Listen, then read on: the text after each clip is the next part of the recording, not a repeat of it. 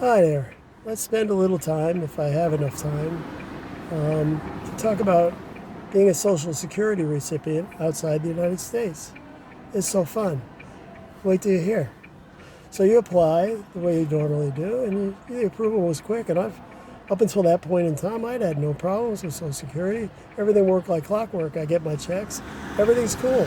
But the way they set it up on this end is they have to be able to prove that when you die, right? So what they do is they require you to get forms, and you fill those forms out, take them to your bank.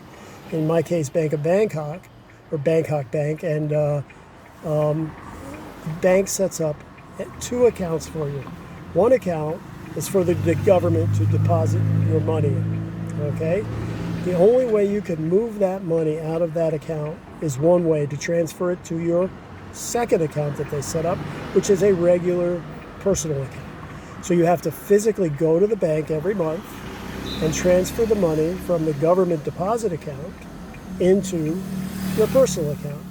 You know, it's not a big deal, maybe a half hour of time every month, not that big of a deal.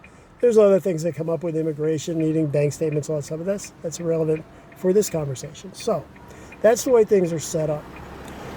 Every year, you also get a form if you live outside the United States, or you collect outside the United States. You get a form certifying you're still alive, you're still at the same address, you're married, you're not, you're working, you're not, blah, blah, blah. And you have 60 days to mail that in.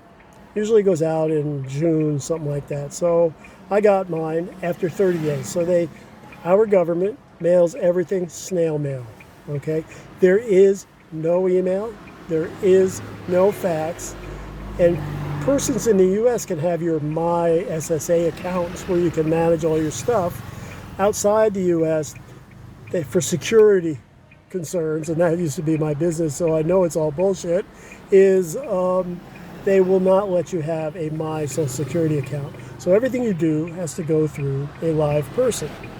However, in their wisdom, they hired 4 English-speaking Filipino ladies in Manila and put them in the U.S. Embassy office in Manila in a Social Security capacity. And these 4 women are responsible for, now get this, these 4 women, who English isn't their native language, are responsible for all Americans living anywhere in Asia. There's more than 20,000 of us in Thailand alone, so you can imagine the workload these ladies carry. So anyway, I got my letter.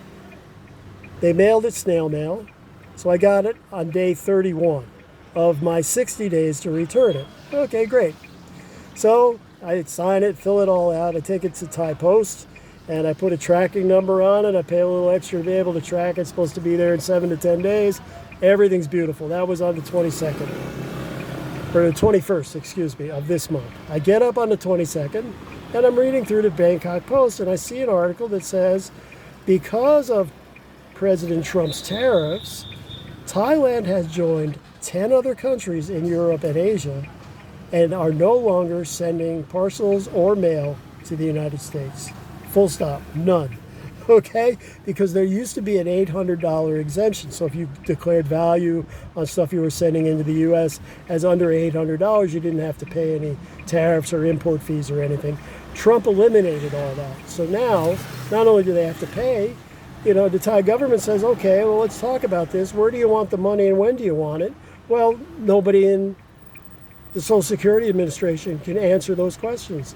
They have no freaking idea. Trump ordered it. It went into effect in 2 or 3 weeks, and there's been no preparation. Can you imagine having to set up payment systems and instructions on how this is all going to work for the foreign government? None of that fucking work was done. They just fucking implemented the reduction in the exemption. And so these governments are now retaliating. So I called Thai Post today, and my letter is sitting at Suvarnabhumi Airport, which is the main international airport in Bangkok, and that's where it's going to stay for the foreseeable future. Right? So I had to find a courier. So people are shipping stuff back and forth all the time. I had used a courier to send a box full of stuff to my son in South Dakota a few months ago. So I rang him up, and the guy laughs. He's like, yep, we'll do it. We'll send it as a package as opposed to a letter, right? So I'm going to get it through, but This is just Social Security. You know, it's incredible. Anyway, thank you, Diaper Don, dipshit Don. Thank you again. You're the boss. Everybody jumped to, but nobody had any chance to plan anything. And what do we got? More fucking chaos. Living and loving life in the third world. Bye-bye.